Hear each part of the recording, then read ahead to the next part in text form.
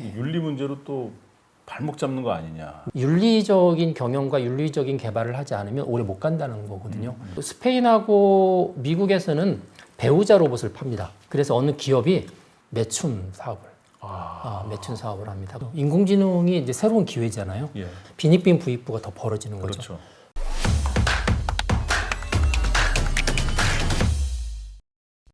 여러분 안녕하십니까? 메타버스와 인공지능으로 보는 세상, 세계 경제, 매보세. 오늘도 세계적인 석학 김명주 교수님과 함께하겠습니다. 안녕하십니까? 안녕하십니까? 네. 우리 김명주 교수님이 드디어 또 아주 뭐 이제 베스트셀러뿐만 아니라 앞으로 인공지능과 관련해서 우리의 등불이 될, 등대가 될 그런 책을 한 권 내셨는데 AI는 양심이 없다. 이렇게 제목 정하신 이유는 뭔가요? AI에 관한 이제 책들이 좀 있고 특히 윤리에 관한 책들이 많이 있는데 윤리에 대한 걱정들 있잖아요. 네네. 그래서 걱정을 어떻게 표현할까를 놓고 사실은 고민을 많이 했어요.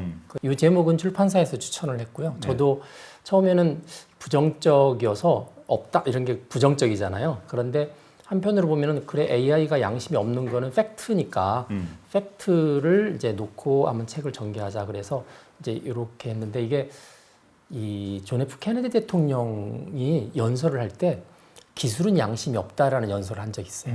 제가 찾아보니까 그래서 기술은 양심이 없다라는 그 기술이 지금 시대에는 이제 AI가 최첨단의 기술이니까 그러면 AI는 양심이 없다는 거는 똑같은 이야기겠다 싶어서 이제 정했던 거죠. 네. 이제 우리 존 F 케네디가 그 얘기했던 때는 이제 군산 복합체 네. 비판하면서 이제 했던 맞습니다. 얘기인데 네. 상당히 그런 연설하고 나서 뭐 여러 가지 갈등도 많이 있었고 또 어려움도 있었는데 우리 김명주 교수님도 이런 책을 내시면서 앞으로 이제 존 F 케네디가 보여줬던 비전, 네. 도전, 프론티어 정신을 보여주시려는 그런 각오가 느껴져서 너무 좋습니다. 네. 맞습니다. 책 내용이 너무 좋기 때문에 이제 바로 이제 책 내용으로 들어가 보면 AI는 양심이 없다 부정적인 의미로 네. 붙이신 건 아니라는 얘기죠. 네, 그러니까 보통 사람들한테 저 사람 양심이 없다 그러면은 좀 도덕적이지 않다 이런 거잖아요. 근데 원래 이제 사람은 양심은 있죠. 있는데 없는 것처럼 행동하는 게 이제 도덕적으로 문제가 되는데 AI는 이제 기술의 산물이기 때문에 그리고 아직은 저희가 뭐 양심 자체를 구현하려고 하는 노력들이 있어요. 그런데 이제 정신과라든지 심리학이랑 같이인데 현재로서는 양심이 없기 때문에 그냥 그 사실을 놓고 한 거죠. AI에 대한 비판이라기보다는 AI에 대한 사실을 놓고 이야기를 한 건데 사람들이 마음에 양심에 찔리는 일을 하면은 아무래도 이렇게 뭐라 그럴까 이렇게 두려움도 있고 죄책감도 느끼고 그렇게 하잖아요. 그렇죠. 그리고 이제 착한 일, 좋은 일을 하게 되면 보람도 느끼고 근데 그 근본에는 이 양심이라는 것들이 좌우를 하는 것 같은데 그게 윤리라는 걸로 이렇게 표현이 되잖아요. 옳고 그름으로.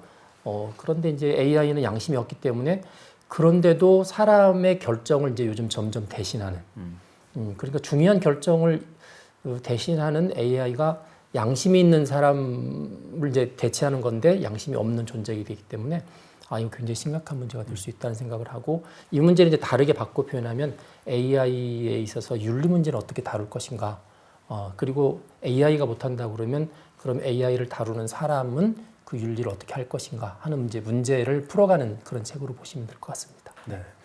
대체로 이제 우리 인간들 세계에서 양심이 없는 인간들은 대체로 이제 어떻게 보면 이제 인정을 못 받고, 네네. 그리고 이제 양심이 없는 인간들 치고 이렇게 능력이 있는 경우가 드물거든요. 그런데 AI는 양심이 없는데 능력이 있기 때문에 그 더 무섭죠. 되게 두려운 존재입니다. 네네네. 그래서 이 제목이 굉장히 와닿고요. 네. 사실은 인공지능 다룰 때 이제 어떤 시각을 가지고 어떻게 다뤄야 되는가 이런 게 사실은 저 같은 경우도 굉장히 남의 일 같아요.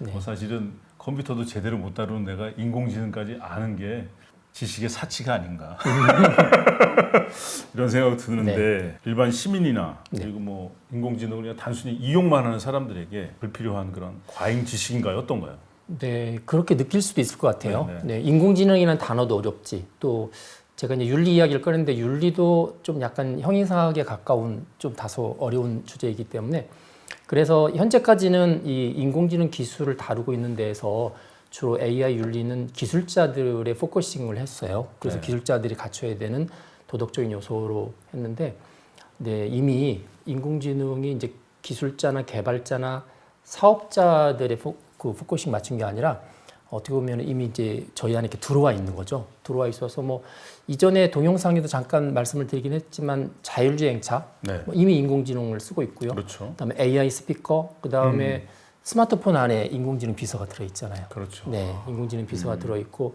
요즘에 이제 넷플릭스라든지 뭐 이런 채널들을 보게 되면 유튜브 보게 되면 내가 뭐를 봤는지에 따라서 인공지능이 추천해 주는 게 다 달라져요. 그렇죠. 네, 그런 식으로 되어 있고 이제 최근에는 이제 AI를 이용해서 사람을 대신 만드는 가상인간도 나오고 또 이제 우리 김범도 아나운서 같이 계신 MBC에서 네. 계속 매년 하나씩 프로그램을 만들어 왔는데 그 VR 다큐멘터리라고 있죠. 휴먼 다큐멘터리. 그래서 이렇게 돌아가신 분을 이제 기술로 부활시키는데 그 중에는 이제 대부분은 VR이나 보통 컴퓨터에 의한 이미지 기술도 있지만 AI가 사용이 되고 있거든요. 그래서 훨씬 이제 사실적이 되고 있는데 이제 그런 것들이 이렇게 일상의 프로그램으로 다가오고 있고 생활 속에서 느끼고 있기 때문에 이제는 개발자만의 문제가 아니라 이용자들이라든지 일반 시민들이 이제 그런 기술들을 받아들이는 올바른 시각 이런 것들을 갖춰야만 사회 전반적으로 이렇게 같이 발달해 나갈 수 있다. 뭐 이런 생각을 하는 거죠. 그래서 이게 말씀하신 것처럼 뭐 과잉 지식 또 불필요한 사치스러운 지식이 아니라 앞으로의 우리 사회에 있어서는 모든 시민들이 이 인공지능을 사용할 수 있는 모든 분야에 대해서 바른 가치관을 좀 가지고 있어야만 이제 만드신 분들도 그런 시민들과 소비자들의 트렌드에 맞춰서 나갈 수 있지 않을까 그렇게 생각을 합니다. 네. 그 MBC 다큐멘터리 역사를 보면 이제 우리 시청자 여러분들에게 많이 사랑받았던 게 이제 아마존의 눈물이라든지 북극의 눈물 그리고 이제 제가 출연했던 공범자들. 네. 그리고 나서 이제 그 우리 인공지능을 이용한 이제 뭐 그 하늘나라에 간 딸을 만난다든지 이게 지금 너를 만났다라고 되어 있죠. 네. 가장 그 사랑받고 있는데 이게 우리의 흐름을 나타내는. 뭐 제가 뭐 광고를 해드리는 건 아닌데 제가 워낙 좋아했던 프로그램이에요. 그래서 너를 만났다 시즌 1 같은 경우는 딸이죠, 딸. 이게 암 투병으로 죽은 어린 딸하고 만나는 장면이었고 시즌 2가 이제 아내하고 만나는 거였어요. 아내하고 또 그 발전소에서 죽었던 김용균과 제가 이름 잘 기억 안 나지만 그분하고 만나는 장면도 있었고요. 이번에는 이제 5월달이 가정의 달이라서 아마 어머니하고 만나는 것 같아요. 그런데 그게 이제 자연스러운 사람들의 감정이나 어떤 인지상정인데 이제 이전에는 기술이 없었기 때문에 그게 불가능했던 부분들을 지금 이제 기술과 가상현실 기술과 AI를 이용해서 만들어내는 거거든요. 그러면 다 좋아야 되는데 문제는 부작용이 있다는 거죠. 부작용이 있고 그 부작용을 또 심각하게 지적하시는 분들이 계시고 그래서 이제 저는 이제 그 프로그램을 보시는 분들도 같이 고민하고 저런 게 이런 부분은 장점이 있지만 또 이런 부분에 숨겨져 있는 어두운 그늘이 있구나 하는 걸 같이 시각을 가지고 보면 어떨까 하는 생각을 가지고 있습니다. 네. 그래서 사실은 뭐 인공지능과 이제 양심, 윤리 문제가 어떻게 보면 이제 딱 단어만 들어서는 뭐 아리스토텔레스하고 빌 게이츠나 스티브 잡스 이런 사람들이 나눠야 될 얘기 같지만 그래서 우리 다큐멘터리도 다루고 이런 것들이 이제 우리 삶 속에 이미 들어와 있다. 그렇게 볼 수가 있습니다. 근데 사실 이제 뭐 그 인공지능 윤리가 이렇게 중요하다면은 사실은 법치국가에서 이제 모든 근간이 이제 가장 상위의 부분 헌법이고 이제 법을 만들면 이게 되는데 그래서 뭐 기존의 인터넷 윤리도 이제 뭐 개인정보보호법이라든가 저작권법, 성폭력 처벌법 이런 법 제정을 통해서 이제 확립이 됐는데 인공지능도 이제 뭐 처음부터 법으로 만들면 되지 않을까 뭐 이런 질문을 던지게 되거든요. 그런 질문이 많이 있습니다. 많이 있고 그런데 이제 이게 법과 윤리의 일반적인 건데 법은 사건이 생겨야 되잖아요.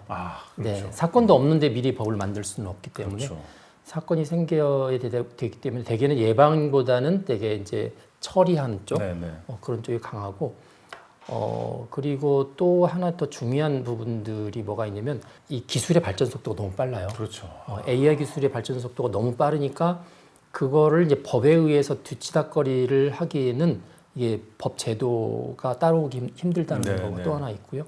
또 한 가지는 이제 AI가 이렇게 미치는 영향력이 뭐 한두 개가 아닙니다. 그러니까 뭐 거의 모든 분야에서 영향을 미치고 있기 때문에 그거를 소수의 법 전문가들이 예상을 하거나 무슨 사건이 생긴 다음에 법으로 제도로 만들어서 하나씩 집어넣는 거는 거의 불가능하다. 그러니까 큰 틀밖에 안 된다는 생각이 듭니다. 이게 그 연방법원, 미국의 연방법원장이었던 월 워런이라는 사람이 네네. 그분이 이제 미란다의 원칙을 만들었던 분인데 그런 분이 그런 비유를 했어요. 법하고 윤리는 법은 배고 윤리는 바다다. 그렇죠. 그러니까 이제 배가 떠다니려면 윤리라는 바다가 이렇게 있어서 법이 이렇게 떠다니는 거기 때문에 윤리가 사회적으로 잘 성숙되어 있지 않으면 법 제정은 무의미하다라는 이야기를 하거든요. 이제 그런 면에서는 이 법 제정이 결국은 이루어질 겁니다.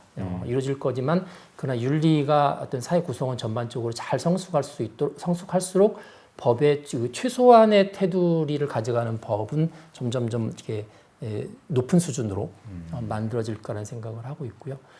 그래서 이제 법이 지금 현재 우리나라에도 몇 개가 지금 올라가 있습니다. 그 인공지능 법이. 근데 윤리가 훨씬 더 저는 성숙된 기간을 더 많이 가져야 되고 현재는 소수의 전문가들이 알고 있거든요. 그래서 제가 이제 이 책을 쓰면서 제일 많이 고민했던 거는 어떻게 하면 우리 국민들이 인공지능으로 인한 사회 변화의 전반적인 거를 잘 알 수 있을까.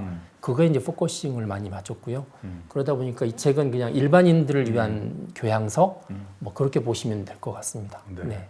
그 워렌이라는 분이 참 좋은 표현을 했네요. 네. 그 윤리가 바다라면 법은 배다. 맞습니다. 그럼 제가 뭐 하나 더 만든다면 네. 인공지능이 홍수라면 네. 법은 이제 뭐 막대기다 이 정도로. 막대기. 막을 수 없나요? 네, 이게 윤리가 이제 댐이 돼야 되나. 아, 네, 윤리도 네, 댐을 법은 뭐 그걸 막는데 한계가 있을 거. 인공지능은 너무 이게 뭐 기술이라든지 그 네. 영역이라든지 범위가 커서. 네. 네. 법이라는 게 원래 이제 최소한의 윤리잖아요. 예, 예. 그렇기 때문에 진짜 이거는 모든 사람들한테 강제해야겠다. 그러니까 이거는 뭐 예를 들어서 이런 거는 인공지능으로 만들면 안 된다. 뭐 이런 것들만 사회적 합의가 되면 법으로 하고 나머지는 이제 자유롭게 경제활동 기반에서 움직이긴 하지만 그거를 이제 일종의 이제 법 감정이라고 하잖아요. 네. 국민들의 법 감정, 법 정서가 합의가 되려면 아무래도 윤리가 보편화돼야 된다. 그래서 이제 인공지능 관련해서 윤리가 이제 확립이 되면 인공지능은 홍수고 인공지능 윤리는 댐이고 네. 이거 법은 막대기라는 제 얘기가 저작권 인정됐으면 좋겠습니다. 아, 네. 우리 표지로 인용을 해서 달도록 하겠습니다. 네. 네. 뭐 정말 이렇게 그 제가 잘 모르는 분야지만 너무 현실이고 또 환경 문제처럼 우리의 미래와 직결되는 거라 모르지만 배울 때마다 너무나 흥분이 되고 설레고 이렇게 굉장히 이렇게 뭔가 제 자신이 21세기를 선도해가는 흥분과 착각에 빠지게 됩니다. 네. 그렇지만 이제 인공지능도 뭐 엄청난 속도로 발전하고 있고 지금 뭐 다양한 분야에 뭐 굉장히 깊숙이 관여되고 있지만 아직도 이제 시작 기술이고 네. 그리고 또 인공지능을 피해갈 수 없다면 네. 거기서 또 우리가 앞서가야 되는 것도 또 네, 이제 네. 우리의 또 역할이고 비전인데 네. 윤리 문제로 또 발목 잡는 거 아니냐 네. 또 이런 우려도 있거든요. 지금 말씀하신 부분들은 이제 주로 인공지능 관련돼서 사업하시는 분들이 많이 하시는 말씀이세요. 네. 전 세계적으로 인공지능 기술이 제일 발달한 나라가 두 나라가 있는데 하나가 미국이고 2등이 중국인데 특정 영역, 뭐 얼굴 인식이라든지 음성 인식에서는 중국이 더 앞서 있습니다. 그렇죠. 세계 1위입니다. 인권 같은 거 생각 안 하니까. 그렇죠. 예. 그래서 보통 이제 인공지능에서 굉장히 중요한 부분이 학습 데이터입니다. 학습 데이터인데 그 학습 데이터의 많은 부분이 개인 생체라든지 개인 정보예요. 그러니까 이제 이런 민주국가나 법이 잘 되어 있는 데서는 개인의 동의를 받아야 되는 거거든요. 그러니까 우리나라 같은 경우는 학습 데이터 구하기 굉장히 힘듭니다. 근데 중국은 그냥 그 모든 기업의 뒤에 중국의 정보가 들어 있잖아요. 그래서 다 쓰고 뭐 중국 전국 15억 인구의 생체 정보를 다 학습을 해서 사용하기 때문에 우리나라 AI 기업들이 볼 때는 윤리를 지키면서 기업 AI 활동을 하라고 그러면 우리가 지금 상대되는 나라가 중국인데 중국은 저렇게 학습을 잘할 수 있고 제한이 없이 AI를 키우는데 우리는 어떻게 하라는 거냐 이런 이야기를 많이 해요. 그런데 뭐 어쩔 수는 없는 것 같습니다. 이제 국가의 종류가 다르고 또 중국이란 나라를 그래서 자꾸 미국이 견제하는 것 중에 하나가 이제 그런 것 중에 하나인 것 같아요. 미국은 어찌됐건 이제 그런 그렇죠. 윤리라든지 인권이라든지 민주주의 가치 그렇죠. 지키면서 해야 되는데 네. 여기는 사실은 룰 없이 막 달리면 네네네. 그래서 중국에 대해서 그런 약간 윤리에서 벗어난 방법에 의한 기술 성장 이런 부분들은 국제적으로 좀 제어를 해야 된다는 또 그런 정책들이 있기 때문에 이제 저희도 그렇기 때문에 중국 스타일로 가자고 하면 안 되지는 않을 것 같고요. 네. 여기 이제 글로벌 스탠더드로 가는데 이제 여기서 중요한 부분들은 우리가 벌써 한 2년 전에 그 이루다라는 챗봇 사건이 있었거든요. 네. 인공지능 챗봇을 만들었다가 딱 3주 만에 문을 닫았습니다. 그 이유가 이제 윤리나 법을 어겼기 때문에 생겼던 문제죠. 비슷한 경험이 2016년에 마이크로소프트사에서 챗봇을 테이라는 챗봇을 만들었다가 이게 이제 유대인들 학살을 옹호하는 이제 그런 걸로 갑자기 변질이 되면서 하루도 안 돼서 문을 닫았거든요. 그러니까 그 개발하기 위해서는 엄청난 투자와 기술 개발을 했는데 오픈한 지 하루 만에 문 닫거나 3주 만에 문을 닫으면 기업한테는 타격이 크잖아요. 네. 그러니까 근본적인 거는 윤리적인 경영과 윤리적인 개발을 하지 않으면 오래 못 간다는 거거든요.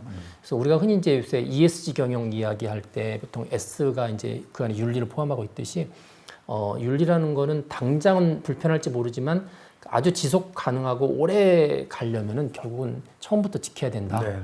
예, 그런 생각을 할 수가 있을 것 같습니다. 사실 그 WTO 체제에서도 중국이 그 사실은 WTO 체제의 모든 그런 과실은 누리면서 WTO 체제에 그 기여하는 건 별로 없어가지고 네. 미국 유럽 갈등도 사실은 미중 갈등 핵심도 거기에 있었던 것처럼 네, 근데 네. 우리는 어찌됐건 뭐 세계적인 민주주의 국가고 네.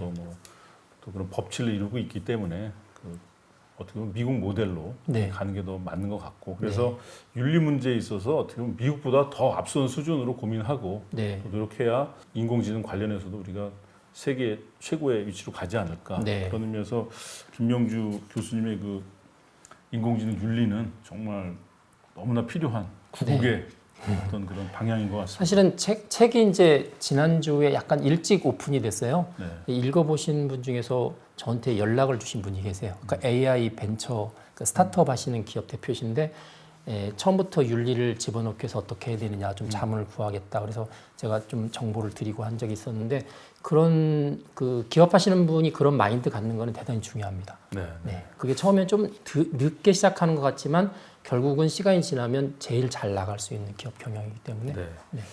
뭐 우리 사회 인재 중에서도 뭐 너무 좋은 능력을 가지고 있는데 뭐 음주운전 경력이라든지 또 성문제라든지 네. 또 뭐 학폭 이런 것 때문에 좌절하는 사람들이 있거든요. 네. 그런 의미에서 인공지능 윤리도 그런 것들을 이제 미리미리 대비해야 되는 네, 그런 네. 시점에 온 것 같습니다. 네.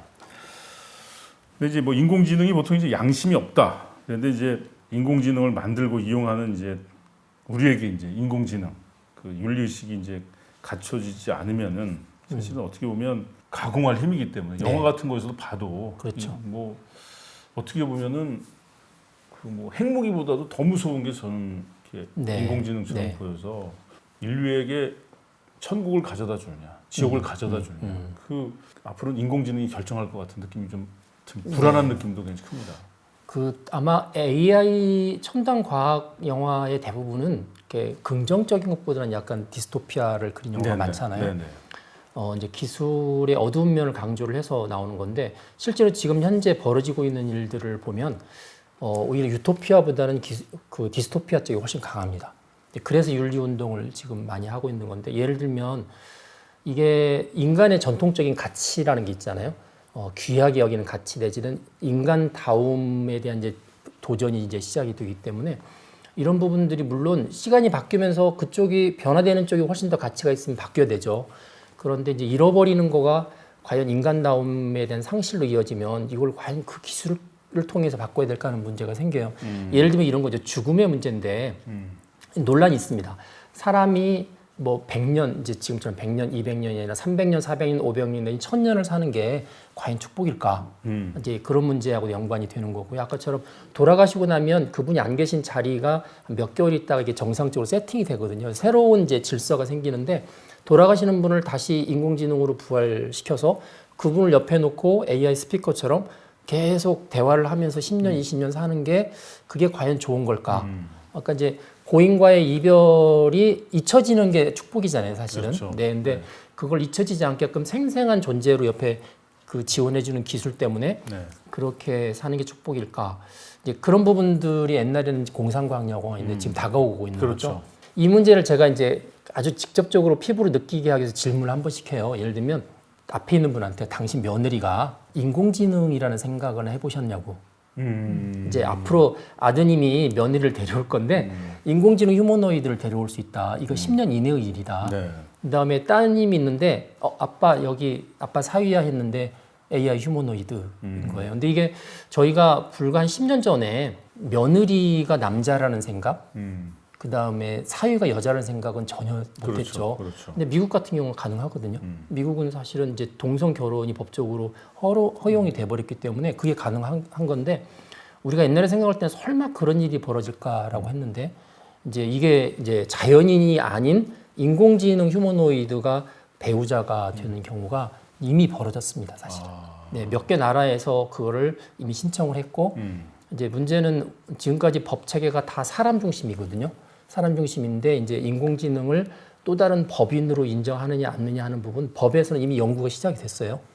시작이 됐고 2018년에 AI를 전자인간으로 명명하는 법을 한번 유럽 공동체에서 올린 적이 있었고 네. 유럽연합에서 올린 적이 있었는데 나중에 기각되긴 했지만 시도가 지금 계속 벌어지고 있는 거라서 현상적으로 보면 이렇죠. AI가 이제 사람의 모습으로 이렇게 다가옵니다. 사람과 똑같은 신체적 조건으로 다가오는 경우도 있고, 뭐 홀로그램을 통해서 다루는 경우도 있고, 일본 같은 경우는 게이트박스라고 그래서 홀로그램으로 구현을 했는데 이게 한 150만 원 정도 하거든요. 일본 청년들이 남자 청년들이 가지고 싶어하는 1위의 아이템입니다. 갔다 오면 너무 반갑게 맞이해주고요. 너무 상냥하고 그러니까 일본은 우리나라 못지않게 이렇게 결혼하지 않고 혼자 사는 청년들이 많잖아요. 그렇죠. 이제 그런 청년들을 위한 유한할 수 있는 AI로 이미 자리를 잡았습니다. 자리를 잡았고 그 스페인하고 미국에서는 배우자 로봇을 팝니다. 네, 그래서 스페인 같은 경우는 한 450만 원 정도 하고요. 미국 같은 경우는 2천만 원 정도 합니다. 하나에. 그래서 다 주문형입니다. 키 몇 센치에 허리, 뭐 눈동자 색깔 뭐 다 주문할 수 있고 일반적인 이제 이게 19금일 수 있는데 부부관계도 됩니다. 아이고. 네, 부부관계도 허용을 하고 있고. 그건 뭐 이제 알려야 되니까요. 네, 그리고 이제 주인 인식을 합니다. 남편 인식을 하고요. 그래서 그 안에서의 부부로서의 정상적인 자기들 생각할 땐 정상적인 그런 생활을 쭉 하는 게 이미 가능해졌고 최근에는 중국에서 이런 이제 미국의 그런 기술을 이어받아서 배우자 로봇을 아주 싸게 여러 회사들이 만들기 시작을 했습니다. 중국의 그 미혼 남성들이 3억 명 정도 있는 것 같더라고요. 굉장한 시장입니다. 네. 그거를 만들었던 회사의 대표 이야기를 들으면 그런 이야기를 해요. 미국은 이혼율이 되게 높잖아요. 이혼율이 되게 높고 혼자 사는 사람이 많고 그러다 보니까 이제 정상적인 뭐 일반적인 결혼 생활 하지 못하는 사람들의 출구 역할을 해줄 수 있는 대안이 마련한데 이게 바로 인공지능 휴머노드한 배우자 로봇, 반려 로봇이라고 하는데 이제 그거가 큰 힘이 된다라는 거고요. 문제는 가격이 비싸잖아요, 2천만 원. 네. 그래서 어느 기업이 그 반려 로봇을 대량으로 샀습니다. 수십 개를. 뭐 했을까요? 매춘 사업을.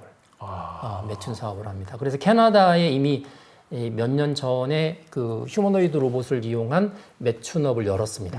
열어서 하고 있고 그 미국에 2호점을 열려고 그랬다가 주민들이 반대해서 못 열었는데 캐나다는 그럼 법적으로 허용해 준 겁니다. 허용해 준 거죠. 네, 허용해 준 거고 미국은 이제 미국도 허용해 줄 수 있었는데 주민들이 워낙 반대를 해서 못 했던 건데 지금 우리나라도 이 부분이 우리나라 이제 성인들 막 그거에 대해서 막 논란이 되잖아요. 우리나라는 상당히 이렇게 법적으로 상당히 보수적인 나라에 속해 있기 네. 때문에 일본보다 훨씬 더 보수적이죠. 일본은 이미 들어와 있고요. 그래서 우리나라도 이제 그런 부분들이 들어오기 시작하기 때문에 제가 이제 말씀드리는 거가 인공지능이 뭐 보안에 문제가 있다, 사람을 차별한다 이런 것도 있지만 굉장히 중요한 게 죽음의 문제, 그다음에 가족의 관계 문제 네. 이런 부분들을 이제 이미 흔들기 시작을 한 거죠. 그래서 긍정적으로 보시는 분들은 뭐 이것도 인류의 진화의 한 방법이다 이렇게 보실 수 있지만 이제 전통적인 가치관, 인간다움을 보시는 분들은 야 이거 큰일 났다. 우리가 이거에 대해서 비판하지 않고 제대로 바라보지 않으면서 기술을 무조건 수용하면 사회 전체적으로 흔들리겠다. 이제 그래서 제가 아까 이제 AI가 가져오는 세계가 유토피아에 가까울까요, 디스토피아에 가까울까요라는 거는 이제 시각 차이가 있긴 하지만 전통적인 인간의 가치관을 놓고 볼 때는 디스토피아에 훨씬 더 가까울 수 있다라고 보는 거죠. 교수님 말씀 들으면서 일단 뭐 우리나라 출산 문제가 심각한데 그것도 뭐 걱정이 되지만 뭐 스파이더맨 그2 영화에서 큰 힘에는 큰 책임이 따른다. 뭐 이런 명대사가 있었는데 인공지능을 보면서 이런 인공지능 기술이 깊어지면 깊어질수록 인생은 무엇인가? 인간은 무엇인가? 네. 윤리란 무엇인가? 네. 여기에 대한 질문이 더 깊어져야 될 것 같은 맞습니다. 그런 생각이 듭니다. 맞습니다. 그래서 철학도 말씀하신 것처럼 이제 요즘 이제 포스트 휴머니즘이 철학의 대세를 이루고 있거든요. 이게 이제 진화론하고 같이 연결이 되어 있고요. 포스트 휴머니즘에 가면 인간에 관한 정의를 다시 합니다. 네. 인간의 유물론도 이제 기존의 유물론하고 좀 다른 신유물론이라고 또 나오고 있어서 아마 가치관이 새롭게 바뀌고 인간에 대한 중요한 가치관들을 새로 정립하려는 운동들이 계속 벌어질 것 같습니다. 네. 그래서 뭐 파보세에서도 얘기했고 뭐 우리 대선 결과도 얘기했지만 전통적인 좌우 이념보다는 경제적인 불평등, 지역 간의 격차가 또 이렇게 정치적인 패러다임을 바꾸는 것처럼 네. 인공지능을 통해서 인간의 삶에 네. 또 지역 간의 또 뭐 인종 간의 변화도 굉장히 크게 벌어질 것 같아요. 그렇죠. 인공지능이 이제 새로운 기회잖아요. 예. 이 새로운 기회에 있어서 가장 큰 파급력을 미치는 영향은 경제예요, 경제. 그러니까 네. 빈익빈 부익부가 더 벌어지는 거죠. 그렇죠. 벌어져서 소위 말해서 이제 부유층들은 첨단 기술을 더 잘 활용하니까 그렇죠. 그들의 생명들은 늘어나고 살아있는 동안에 할 수 있는 역량들은 커지고 그렇죠. 그러니까 그로 인해서 경제적 부를 얻을 수 있는 기회는 더 많아지는 거고 그래서 이전에는 이제 사회의 경제적인 구조를 그리면 이렇게 피라미드 아니 마름모꼴로 이렇게 그리잖아요. 중간이 볼록한 중산층이 있는데 이게 이제 모래시계 형태로 바뀌는데 모래시계의 이 꼭대기가 작아지는 거죠. 아주 작아지고 밑에가 굉장히 커지는. 이게 이제 인공지능이 몰고 올 첨단 기술이 앞으로 미칠 경제적인 이제 예상도. 네. 네. 농경 시대에 이제 뭐 그 소규모의 그 대규모 토지를 가진 사람이 점점 늘면 네. 자영농이 없어지고 그래서 다 이제 화전민이 되고 산적되고 뭐 이런 것처럼 네. 인공지능이 이제 심각한 네. 빈부 격차를 가져와서 그래서- 많은 사람들이 이제 그렇죠. 시민사회에서 탈퇴할 수밖에 없는. 네. 그래서 이제 기본 수당 이야기가 다시 나오는 것 같아요. 네. 그러니까 그렇게 돈을 많이 버는 소수의 엄청난 재벌 뭐 이런 사람들한테 이제 세금이라든지 이런 걸 통해서 그렇지 않은 많은 사람들의 기본 수당을 주자. 그래서 이제 기본 수당법 뭐 어떤 경우는 로봇세, 인공지능세 이런 이야기도 나오고 있어서 이 부분은 계속적으로 이제 논의를 해야 되는 문제인 것 네. 같습니다. 그러니까 지금 같은 민주주의 시민사회를 지키려면 네. 그런 문제들 고민할 수밖에 없는 네, 시점에 맞습니다. 와 있습니다. 네. AI는 양심이 없다. 이제 벌써 뭐 이 책 재밌다. 너무나 이렇게 뭐 많은 깨달음을 준다, 영감을 준다 이런 얘기 하는데 여기 표지가 되게 특이합니다. 우리 네. AI는 양심이 없다. 이 표지는 만화 같죠. 예, 어떤 의미를 담고 있나요, 이게? 사실은 요거를 이제 디자인한 디자이너가 계세요. 네. 이 디자이너 제가 참 대단하다는 게 원고를 이렇게 드렸는데 네. 이분이 원고를 처음부터 끝까지 다 읽으셨어요. 다 읽고 바로 떠오른 걸 그리셨대요. 아, 네.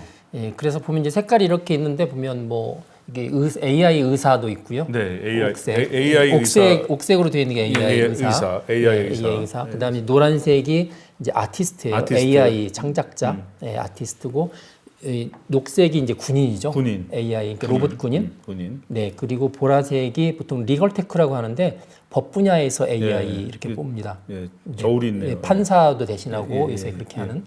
까만색. 가운데 까만 게 이제 사람이죠. 아, 사람. 네, 그래서 그런 기술들이 발달하는데 양심을 갖추지 않은 AI가 마구 사람의 영역을 파고 들어오고 특히 전문가의 영역을 파고 들어오면 결국 이제 가운데 있는 사람이 흔들리기 시작하고 주눅드는 거죠. 그래서 이제 이 본문이 크게 까만색으로 표현했고. 네. 죽음을 그래서 상징하는 것 같습니다. 챕터가 4장인데 지금 요 4개의 AI 캐릭터가 각각의 챕터를 상징을 합니다.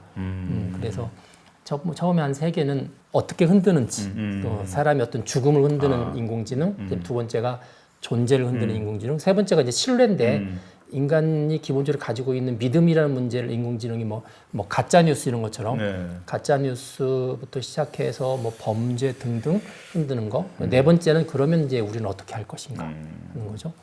그렇게 네 파트를 캐릭터가 상징한다고 예. 보시면 될 것 같습니다. 사실은 그 유발 하라리가 이제 150명 이상의 집단을 유지하려면 공통으로 믿는 이야기가 네. 반드시 필요하다는 얘기를 했는데 인공지능 때문에 어떤 이런 이야기에 대한 공통의 믿음이 무너지면 인류 사회가 그냥 이렇게 어떤 완전히 파편화될 수도 있는. 네, 그런 파편화되고 갈등 구조가 진짜 심해질 네. 것 같아요. 네. 네. 그럼 만인의 적이 되는 네. 그런 위험한 상황도 네. 걱정할 수밖에 없는 것 같습니다. 네. 네.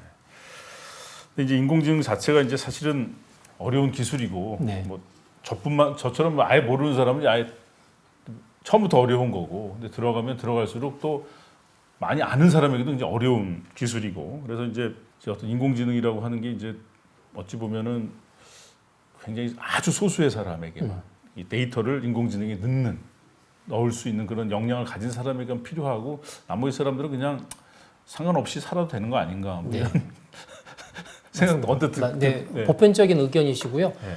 또 뭐 저도 처음에 책을 쓸 때 그 고민을 많이 했어요. 네. 이게 전문가들만 제대로 서면 되는 거 아닌가 하는 생각을 했고, 또 인공지능이라는 키워드가 일반인들한테 다가가기는 좀 어렵잖아요. 네. 이제 그래서 저는 이제 전공을 IT를 하다 보니까 인공지능이 그렇게 상대적으로 어렵지는 않지만 이 독자들한테는 어렵게 다가올 수 있다는 생각을 했고요. 사실 제가 이제 정부에서 오랫동안 했던 것 중에 뭐가 있냐면 그 디지털 역량 강화 위원이라는 게 있습니다. 정부에서. 그래서 전 국민들이 디지털을 잘 사용할 수 있었으면 좋겠다. 잘 이해하고.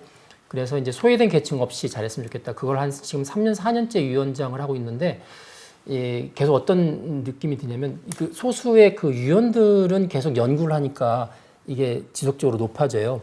근데 이걸 보편화시키는 거가 너무 안 돼 있어서 제가 이 책을 쓸 때도 제일 그 점을 염두에 뒀거든요. 그래서 많은 국민들의 디지털 역량이 좋아졌으면 좋겠다. 특히 AI 역량이라고도 하는데, 그래야 이제 말씀하신 것처럼 비판도 하고 잘못 갔을 때 의견도 내고 또 새로운 방향 이쪽으로 기술을 쓰면 더 좋지 않을까 제안도 할 수 있고 그럴 수 있기 때문에, 그래서 책을 쓸 때는 어려운 걸 다 뺐습니다, 사실은. 네, 뭐 그냥 한 줄로 탁 쓰면 좋은 거를 이제 풀어서 써야 되고요. 그래서 처음에 보통 이공계 책들은 표하고 그림이 많거든요. 이 책의 특징은 표하고 그림하고 사진이 하나도 없습니다. 그래서 출판사에서 요구를 할 때 일반인들이 그런 전문적인 그림을 보는 순간 책을 안 읽기 쉽다. 도표 보면 공부하는 것 같거든요. 네, 그래서 그거를 제가 풀어 쓰는데 진짜 힘들었지만 이제 그게 의미가 있었고, 또 나중에는 AI 개발자를 위한 부분들을 이 뒤에 한 200페이지가 있어요. 근데 출판사에서 이거는 너무 부담스럽다 빼달라 그래서 이제 일반인들을 위한 걸로만 짧게 나와 있고요.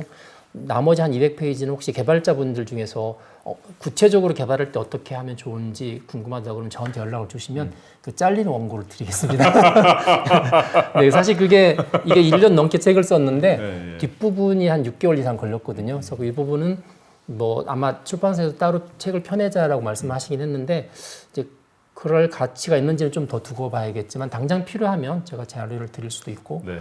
하는 이제 그 부분이기 이 책을 읽고 그 자료까지 원하는 사람이 이제 21세기를 이끌어갈 것 같은 네. 느낌이 듭니다.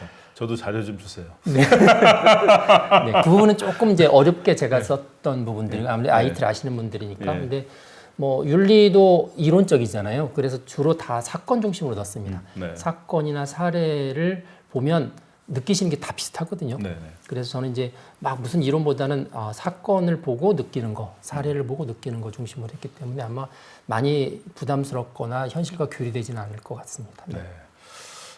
그래서 이제 뭐 정치에 관심이 없으면 또 이제 정치가 이제 시민사회의 바람과는 반대의 방향으로 가는 것처럼 인공지능의 뭐 전문가뿐만 아니라 시민사회가 인공지능에 관심을 가지지 않으면 인공지능은 분명 시민사회 바람과는 반대로 갈 거기 맞습니다. 때문에 네. 우리가 더 인공지능 이거로 우리 민주주의처럼 관심을 가져야 네. 되는 우리의 테마가 됐습니다. 네, 앞으로 디지털 사회에 있어서 시민들이 갖춰야 되는 역량, 네. 보통 디지털 역량 그런데 저는 이전에는 뭐 그게 인터넷부터 시작해서 뭐 PC 다루는 거 이제 있잖아요. 요즘은 AI 역량을 많이 꼽고 있습니다. 네. 그래서 AI는 양심이 없다 제목이지만 앞으로 우리 시민사회가 AI에 대해 관심을 가지지 않으면 시민사회에 자격이 없다. 시민으로서 자격이 없다. 이렇게 얘기할 수 있겠습니다. 네. 하여튼 성경처럼 열심히 읽어보겠습니다. 맞습니다. 매보세 오늘 마치겠습니다. 고맙습니다. 맞습니다.